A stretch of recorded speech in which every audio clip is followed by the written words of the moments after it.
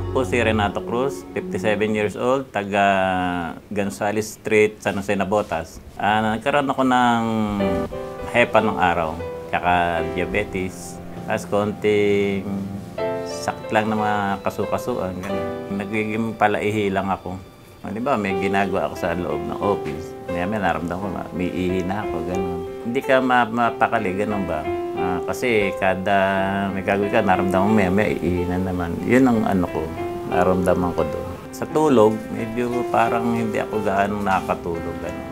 Sa arthritis, parang konting ano lang, nananakit to sa umaga, mga daliri ko. Asawa ko masyadong ano rin yan eh. Maano siya sa mga ganyang mga karamdaman. Noong kasing nag-internet ako, parang narinig kasi ng misis ko yun.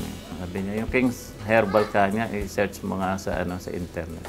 Yan, ginawa namin, nag-try kami. Naramdaman ko ng ginawa. Pangalawa, sa pagtulog, medyo masarap ang pagtulog ko sa gabi.